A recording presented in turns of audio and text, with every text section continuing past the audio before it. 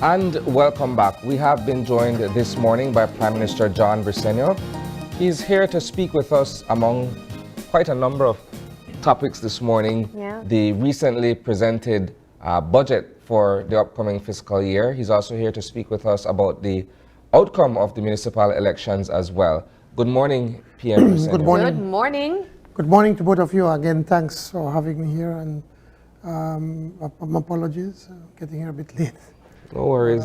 We know how it is coming into Belize I was up City. from early. It's not that I overslept. I had grandfatherly duties. My granddaughter spent the night in Orange Walk, so I had to bring her to her parents. So, Nice.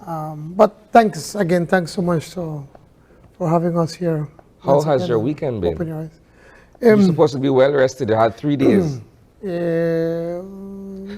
I rested Sunday and Monday. So yeah, I had 2 days of rest. But it was good. Yeah, I mean, after all the noise and everything, you just, it's easy to get carried away. But you Just that constantly have to. you've sort of come down off of the euphoria of last Wednesday? Or you're still in that cloud? I think that after being in electoral politics for so long, you always have to be humbled by everything, because it's so easy to get carried away and become bombastic and boastful and everything. But really what has happened is that the Belizean people has once again give us a tremendous responsibility. It's not something just about hippie-pourri, but to think that over 60+% of the electorate went out and said, even after almost over 3 years that you're in government, we believe that Plan Belize is working. We believe that the policies that you're doing is working. Your municipal bodies have been working, and so we are out. We want to continue there. We want to continue to support that work that you've been doing.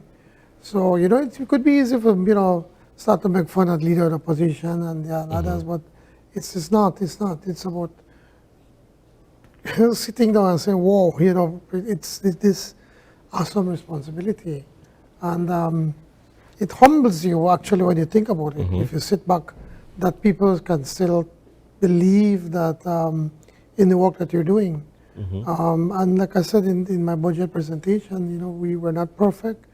We have made mistakes and we continue to make mistakes, but the overriding thing that drives us is to ensure that how we can make life better for Belizeans. I mean, and in colloquial language, where everybody wins. So notwithstanding the overwhelmingly favorable outcome for your party, are you guys still doing some sort of a post-mortem to look at perhaps what could be done another time around to secure an overall victory? When you look at the ratio, 8-1, that's resounding, right? But some would say perhaps more could have been done in the Twin Towns to garner that municipality as well. Well, it's 61 out of 67, and I, the last time around we were at 65. It was almost impossible to cool into that 65. But honestly, I felt that we would have done better in the Twin Towns. And we're about to do a post-mortem. We're gathering all the information. But when you look at social media and the comments, or the voters are never wrong. One voter might be wrong, but when collectively people are telling you the same thing, they're pretty much on the money. And I think it was more a wake-up call to our representatives, and that many people felt that they have not spent enough time in the division, although they've been working in the area. See, working in the area and them having that personal touch are two different things. And so I believe, from what I'm reading and hearing from some of our people, they're saying that our representatives need to spend more time in their constituencies, and I see this as a wake-up call. I've been campaigned. I mean, just on Saturday, last week before the elections, I started before the roundabout at the entrance of Santa Elena. and we walked that entire street all the way to the Hartsfield Bridge. And the results, I mean, the people were very, very warm and friendly and pretty much telling you that they want, that they will support the party. Even when I was in San Ignacio also, you know, with the so-called Red Hills, you know, I was surprised how warmly they were greeting us. But it is obvious that, you know, people want more attention, and it's you know, it's not just about, okay, see, I'd give you something. It's that personal touch that you have to develop. And that only comes with time. It only comes with time, and you can't get consumed by your work as a minister. Like I tell everybody, my most important job is representing people who are in Jock Central. Because if they don't give me that support, I can't be where I am today. So I could never forget that. That's the number one thing. PM, you guys spent quite a pretty penny going into the municipals. When you look at the amount of infrastructure work that was done, say between December and early March across the country, that's quite some money spent there. Then when you look at the campaigns and the overall machinery and how it was moving on elections day, you guys pretty much invested quite a lot. I think one of the questions that always lingers is the idea of campaign financing and how these monies are arrived at and how they're spent in terms of being able to secure the vote. What are your thoughts on that? Well, I, for one, would love to have some form of legislation that would limit the amount of monies that we can spend, but something that can work. Even the great United States, is the so-called bastion of democracy, their campaign finance has gone on through the roof. It's not working. So we want something that's workable. But so I want to put that on record.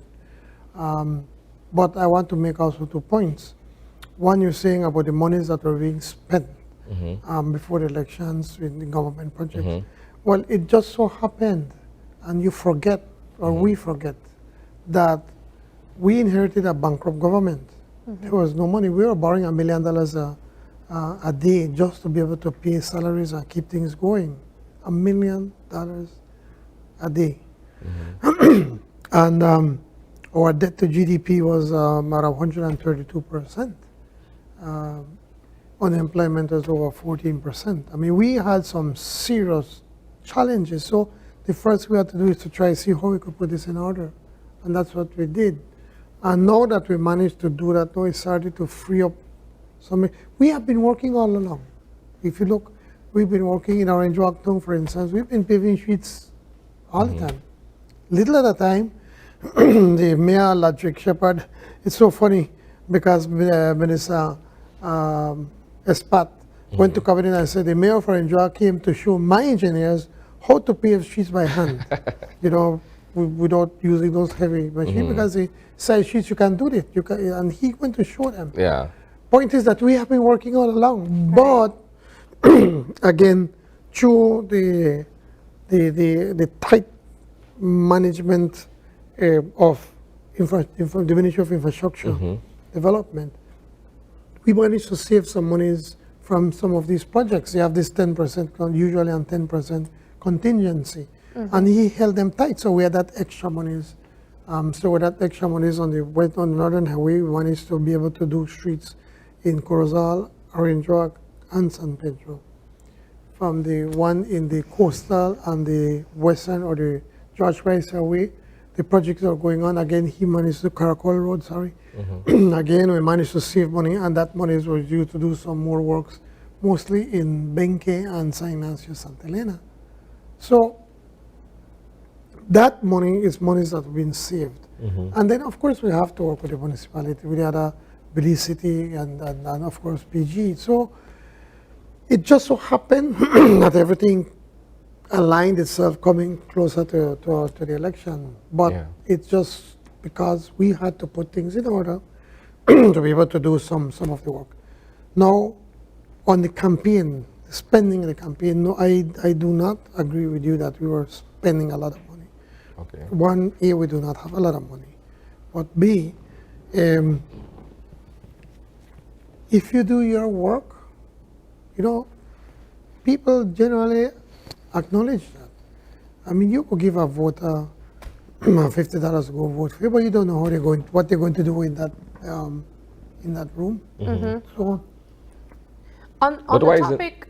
Go ahead, sorry. On the topic of finances, Prime Minister, and I wanna bring it into the results that we saw last Wednesday. As we've been mentioning, it was a resounding affirmation of Plan Belize. Thank you for finishing my sentence. It was a resounding idea that the people still believe in the People's United Party administration. But we did see some changes in the Twin Towns, as Isane mentioned and as you rightly pointed out. But one of the questions we were asking our mayoral candidates when they came here on the couch in the month of February and March of this month, that is the idea of the municipal government being autonomous and the support that they would sometimes get from central government. I bring up that point because I want to know, do you plan to provide support to the Twin Towns, knowing that they are almost a full UDP government, a UDP administration? It would be stupid of us if we don't provide support to the Twin Towns. But there are many ways of how you can do that. The people are always right. You can't go and punish them for that. I mean, look at what happened in Orange Rocktown. Since 2012, we've been winning municipal elections, and the central government literally punished us, never give us a penny. But despite of that, people continue to vote for us because they were seeing the work that we were doing, despite the UDP central government. So no, we were not going to punish them. We have to work in those in the Twin Towns of San Ignacio and Santa Elena. But autonomy, with autonomy comes great responsibility. And one of the issues that we have that are concerns, and I had a meeting with the mayors, our mayoral candidates about 2 weeks before the elections, and I said, this time around, we are going to appoint persons or people from the Ministry of Finance to go and monitor how you spend your money. Because sometimes we spend recklessly. And I think that we could spend that money, we can be more prudent in how we use that money. So with autonomy comes great responsibility, and unless if there's a great oversight, it's going to be a disaster. So it's important. I mean, autonomy is a beautiful word. Oh, autonomy, yes, but with autonomy comes responsibility. And we have to ensure that with the greater autonomy that we give, that there can be greater oversight. So we want to ensure that we can provide even more oversight in the work and how is it that they spend their finances. Yeah. The biggest challenge for municipal bodies is that people, for some reason, are not used to paying property taxes. Yeah. And yet, most people pay $300-400 of property tax, and then once your dog dead in front of the house, they want to call, hey, come fix it, pick up the garbage, this. Why you going to do $300 for whole year? So it's important for us to be able to pay our property tax. And I tell everybody, pay your property taxes so that then we could do more work for you. So we have to find a way how we can make these municipal bodies have access to more funding. And I'm just throwing out an idea, and I don't want anybody to go crazy over it, but maybe there has to be, well, we have an environmental tax, so maybe we need to look at the environmental tax, whether we should use that environmental tax to be able to assign monies to municipalities to help them with the garbage collection. And that's just one idea, but then we also have infrastructure, the streets and the drains and the parks, and that's what people are asking for. Look in Orange Rock Central. For years, I wanted to do a park in the Philip Alvarez Park. That's Union Tower by BTL Tower in that area, just general. And I never got help this time around again with fundings that I had from the CDF, the Community Development Fund, working with the BTB gave us a donation, working with the town council. We have a beautiful park out there. You see the amount of people that go there every day.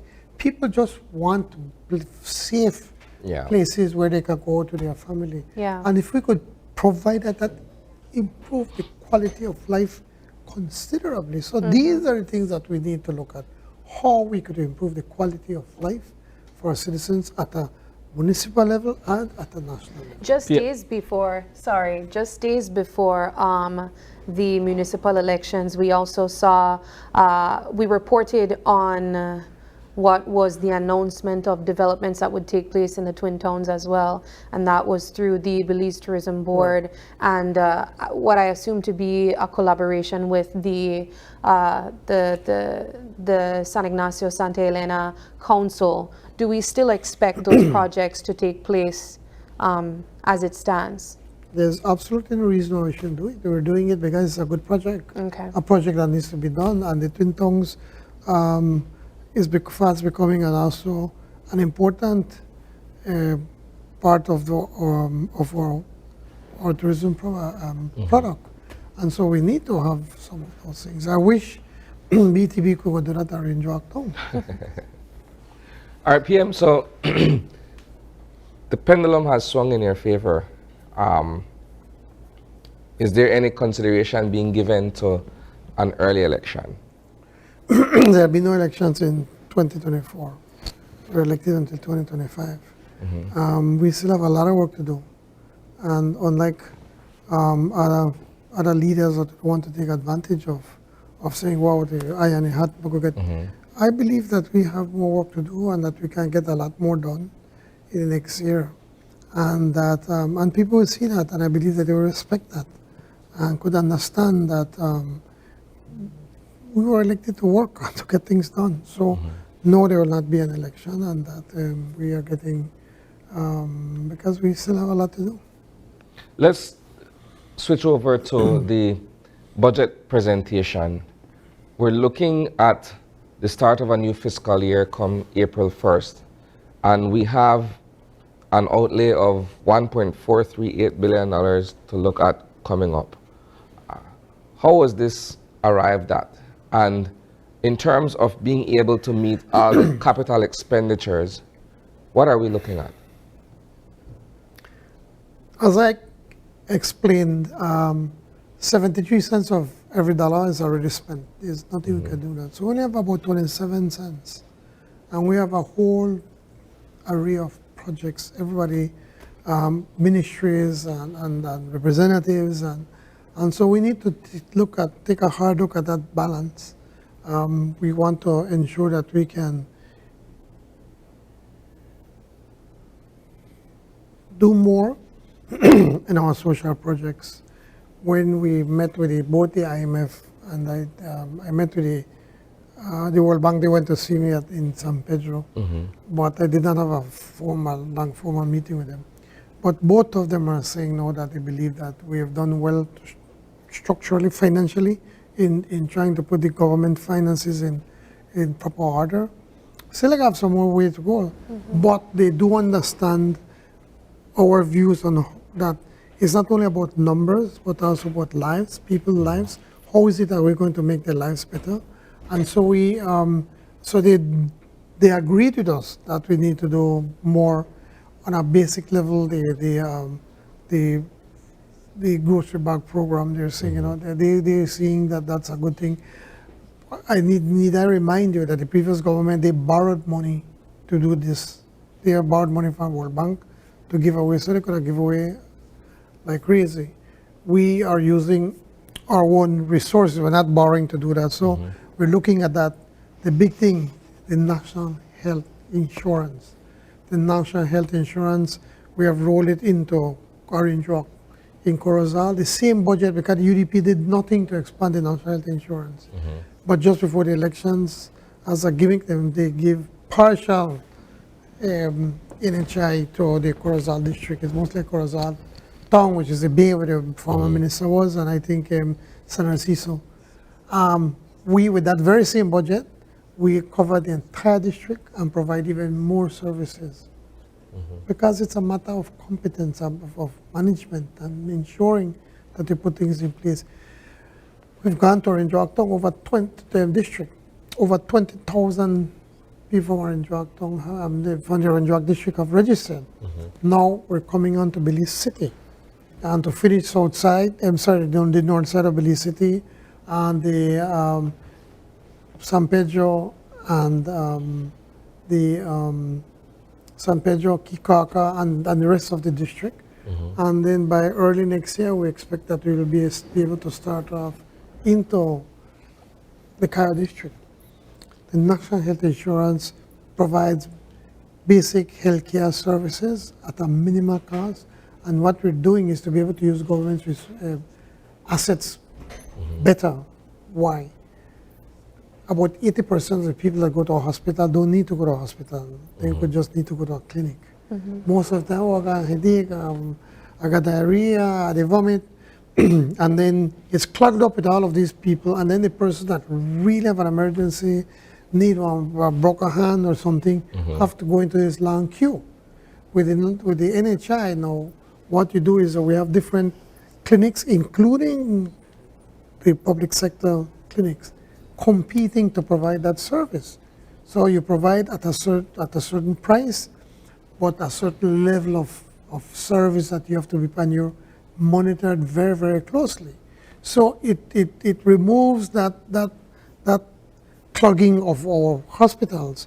So you, for instance, like now in our Rinjawtong, I registered at the Northern Medical Center. So if I need to see a doctor, I will go there. I will not go to the hospital. So now the hospital now get that crowded. So when somebody really broken or need an emergency, they'll be able to get quicker service. But even the local hospital, Cleopatra White is a fantastic example. Here is a public hospital competing with other private clinics, and they have been doing very well. The World Bank has given them high grades because of the proper service that they provide. So by doing that now, I think we'll be able to provide even better healthcare services to our citizens and look at issues of hypertension and diabetes. So try deal with these issues very, very, very early. And I know you'll be thinking, well, how are you going to pay for it? Well, yes, we have to look at the budget of the Ministry of Health. We haven't met with them yet, but we may have to move some of their resources to the Ministry of Finance that pays for the services, and then the Ministry of Health will do more the supervision and ensuring that standards are setting standards and ensuring that the standards are being met. The Bolido, we expect to get close to about $12 million in profits, and that will be go into that. And so you could imagine how much these other people are making from Bolido.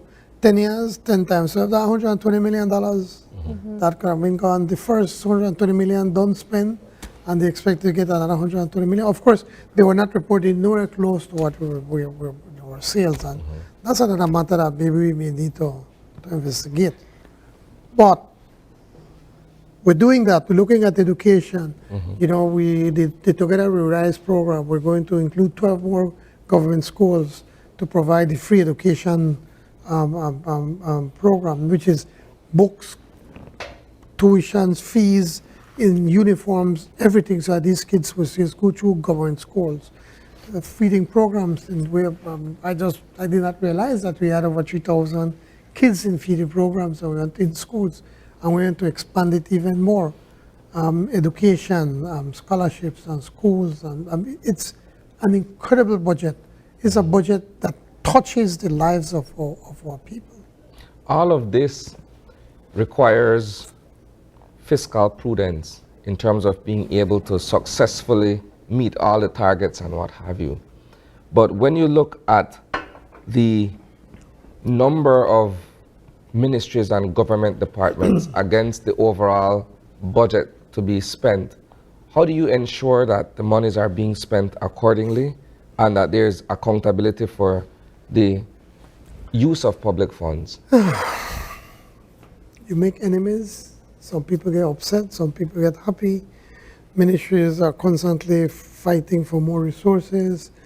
It's a constant battle, and Joey and Zita, they are not the most popular people in government because they are the ones that have to make the hardest or tell us, Prime Minister, well, this is the money, this is what we have, these are the commitments that we have to meet, and then this is what is left. And even of what is left, we have already committed to certain projects that do not finish in one financial year, so they're going to the next financial year, so that gets even smaller.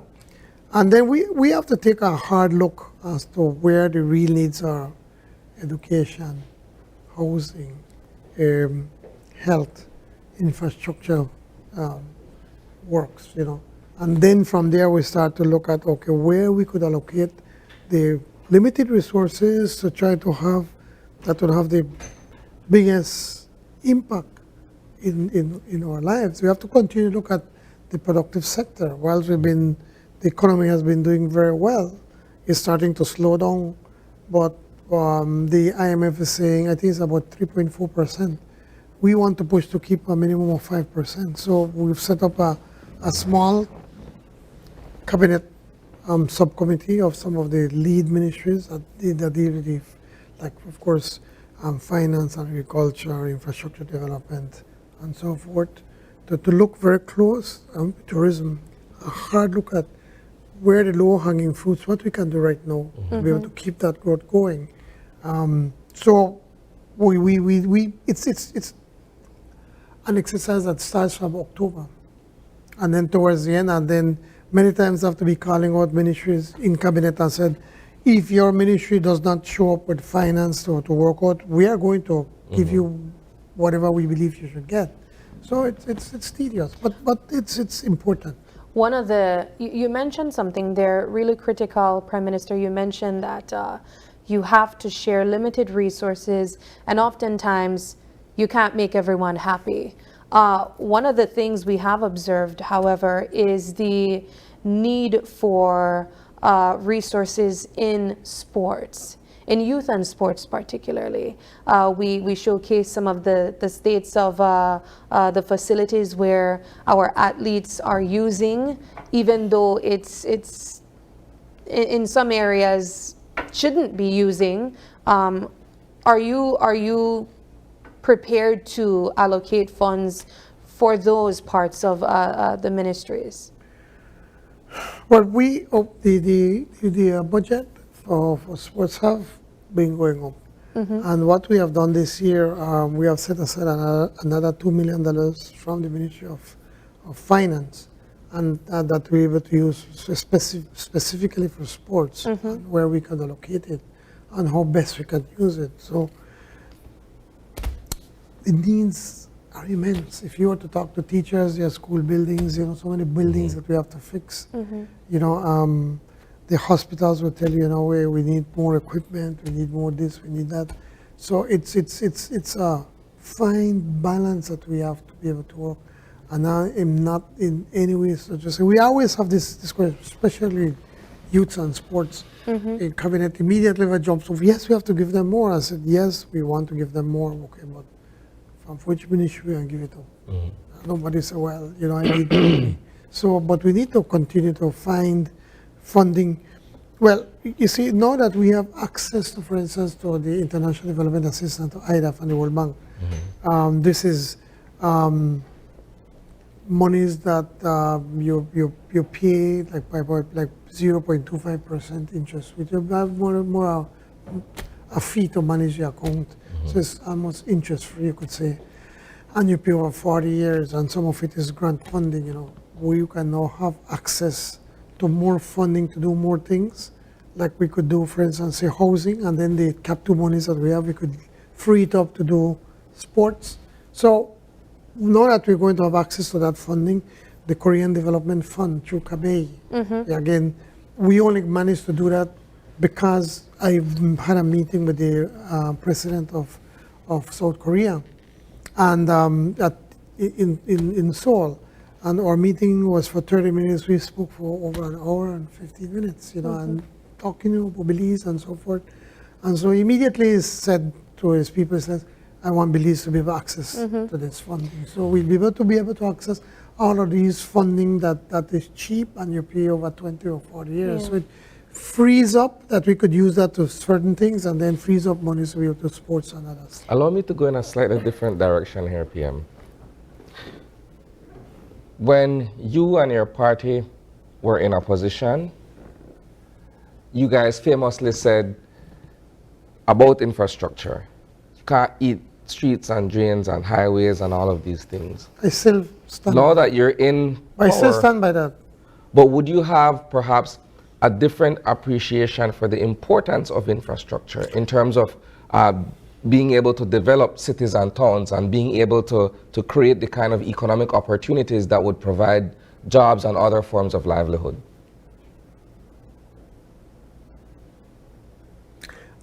I still stand by that.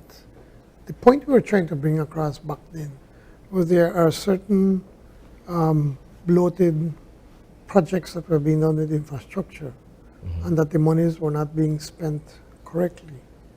And infrastructure is necessary for any developing country, and Belize is no exception.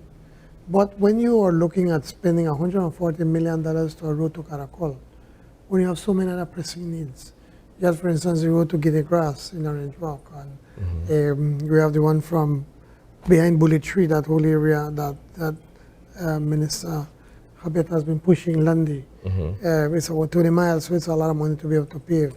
And I'm just using that the road to San Esteban and to Progreso. These are roads that are used heavily by people in agriculture, in the productive sector. The road to Caracol, how many people visit that a year? So you can go up to what, maybe 10,000 people for the year? So that is the point we're trying to make. It's not about just infrastructure for infrastructure's sake. It's how you spend the money. Now, look at the coastal road again, which we believe if we was under our hands, we could have done it for less. But obviously, we couldn't broke the contract. We can't be like the previous government that's so reckless, broke their contract and they end up with pay millions in return. We worked with what we had, but what did we do? The minister and his people sat down with the contractor and said, listen, we are going to run a tight budget and we're going to see where we could save money. So we've been saving monies from that. So please, let's make it very clear. We were against the infrastructure because under that time, because we felt it was just being reckless in your spending. And now we're being targeted as to where we're going to put this in the infrastructure, whatever infrastructure development we want to do. I want to go back to one of the points that you were mentioning previously about funding that you receive, and one of them that you recently announced was funding being provided by CABE for It's a Korean Development Fund. Yes, for a modernization assessment in Orange Walk, Belize City, and Punta Gorda. Right. I want to talk a little bit about that. Can you provide some information on what are the areas that you seek to address through this modernization assessment? Is there a timeline of completion? What are the things that you seek to get out of this assessment? Okay. Well, if you look at it, well, the idea is that through some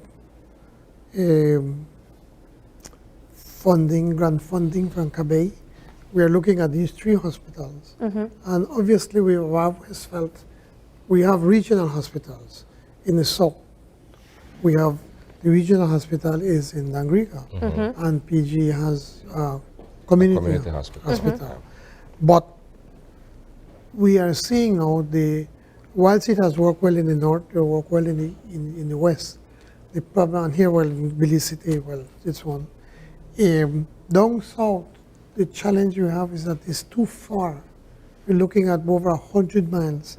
So we, from when we were in opposition, were saying that we really need to upgrade the hospital, which, by the way, we have upgraded the hospital considerably. If you go and take a look at it, you see how much work we've done at that hospital. When I was there visiting the hospital, the administrator was gushing, that, they're so happy with the work we've done to upgrade that hospital.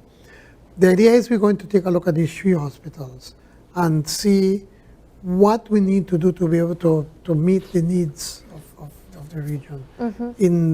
In Belmont Pond, we already have the funding for a tertiary hospital.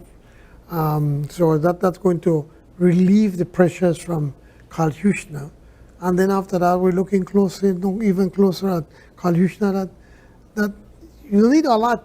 I mean, to be able to really raise up the standards of Kalyushna. I think that the CEO there and Chandra and the board, I think they are doing a phenomenal job in raising the standards and see how we can give a total uplift or facelift of Kalyushna, or just get the most modern CT scan in the country, and pretty soon, in the next few weeks, they probably start to operate.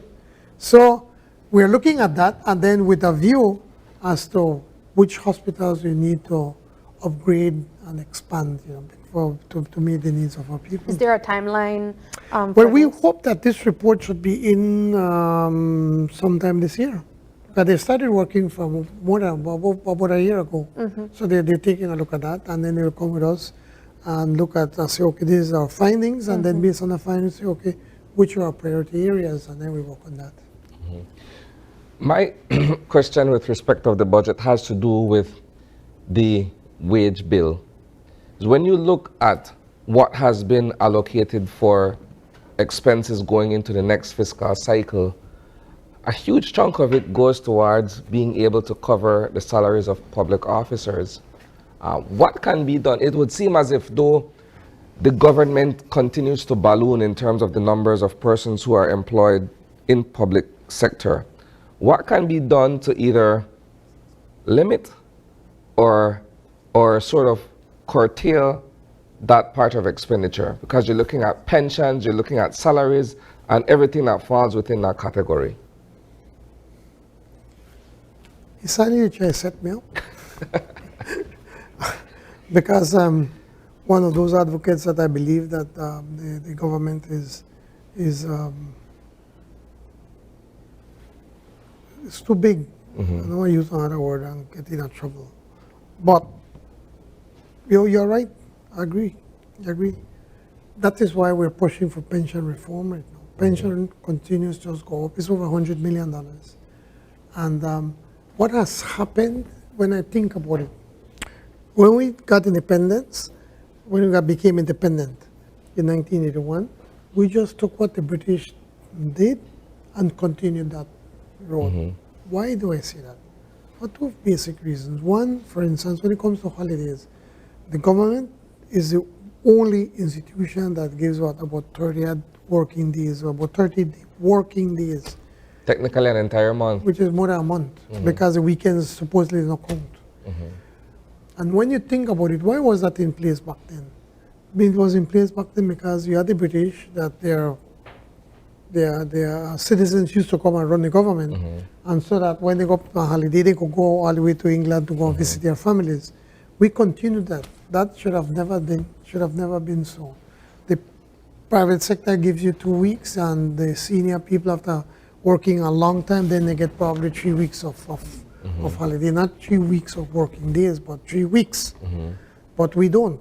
So that is one. Secondly, the issues of pensions, that the government pays every single penny of your pension, and it just continues to increase. There have been some instances in government that when you combine the pension from government and the pension from Social Security, you end up with pretty much the same salary that you were earning when you were working. We have been speaking with the public service and the public service union about pension reform, and we've been very clear that pension reform is a must. We cannot continue to afford it. Now, this is a hard decision that we are making, and it could hurt us politically, and we don't benefit from it, because what we're doing is saying, okay, all of those that are in the system will continue to benefit, but we need to have a cutoff date. How many years you've been working? 10, 15, 20 years, and so we're working on that cutoff. I must give credit to the Public Service Union. They fully understand and appreciate and accept that there has to be pension reform. So we've already agreed that starting this new, I think it's either April or July. So I have to be careful, because I don't want the president to go blast me. So I just need to be very careful. But they basically have agreed that the new entrants will come into whatever new pension we're going to have. And now we know we are starting the negotiations with them to see, okay, Well, which one be the cutoff date as to those that will stay in the present one and the ones that are going into the new system? And the idea is that it's going to be a contributory system where you employee put in some and government put in some towards that. So we're working on that. The problem we're having with governments and successive governments and here, showing that everybody's to be blamed, is that for too long we do not have a public service that you set standards, and if you meet the standards, you can get into the public service. For instance, in other countries, the elected representatives or the politicians, quote unquote, just can't go and say, oh, hire this person. They have to meet certain standards, and so we have not done that, unfortunately. So that the government, when you look at the workers, the employees that government has, it's like a pear, small at the top and the bottom big. And a lot of times, and no offense to anybody, but a lot of times the people that are coming in, that have come in and into the government system have a limited ability to do the work. So now, when we have to bring in somebody from outside from the public service because we don't have, they're limited. And then those people are saying, well, I don't come on for a government salary, you have to pay me better. And then the public service unions start to cry foul. But that is a challenge, that we need more people that can help us to get the work done. And I mean it as no disrespect to anybody, please. But it's a reality, and you all can see that. I have one final question for you from my end. It's a segue to another topic altogether. It has to do with what transpired with the CARICOM meeting yesterday in respect of the issue happening in Haiti. Were we as Belizeans represented there, and what are your thoughts in terms of what you've seen transpire in Haiti over the past 2 weeks? Well, physically, I don't think we were there, but I think that the Ministry of Foreign Affairs, I think Ambassador Sylvester attended via Zoom.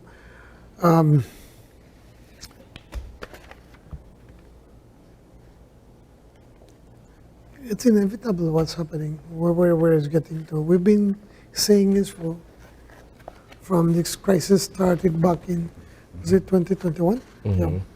I remember visiting the Secretary General of the United Nations,